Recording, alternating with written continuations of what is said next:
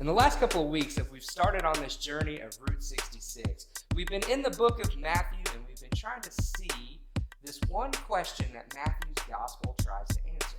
And that is, who is Jesus? Is he the new Moses? Maybe he's the new Elijah? Or is he something different altogether? And as we move along through Matthew's gospel, we see in chapters 8 through 14, the author once again showing the power of Jesus. He's showing that he's greater than illnesses and diseases whenever Jesus heals people. He's showing that he's greater than the spirits whenever he's casting out demons.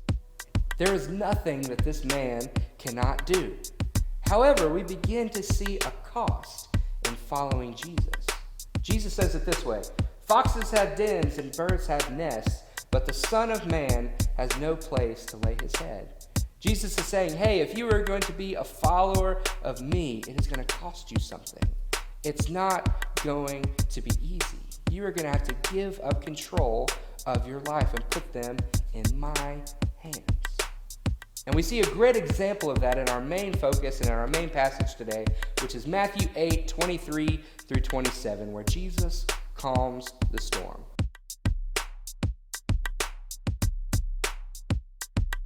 Read along with me, verses 23 through 27. Then he got into the boat, and his disciples followed him.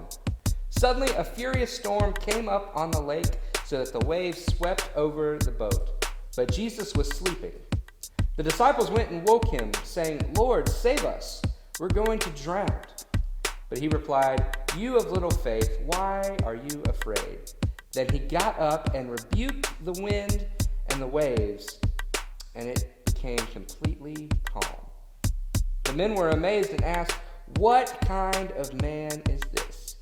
Even the winds and the waves obey him." So in the placement of this story, the author is being very, very careful. He has this story right along this time for a specific purpose. And I think there's three main takeaways that Matthew wants us to know. And first, we see that Jesus protects his followers. Coming right after the passage that says that it's going to cost you something to follow Jesus, that there's going to be difficult times. There's going to be things that come up in a disciple's life that they're not going to be able to control, that they're not going to be able to defeat. We see the disciples powerless against this storm on the lake. But in the midst of them, there was this Jesus, this man who they're still trying to answer, who is he? And we see Jesus rebuke and calm the storm. So not only were the disciples vulnerable, but Jesus was in their midst. And Jesus protects his followers.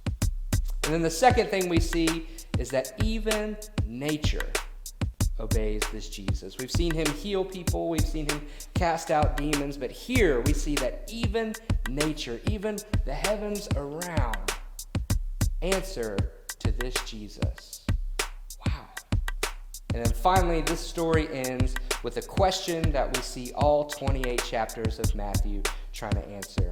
And that is, what sort of man is this? What sort of man is this Jesus? And we see through the book of Matthew, the disciples slowly trying to figure this out.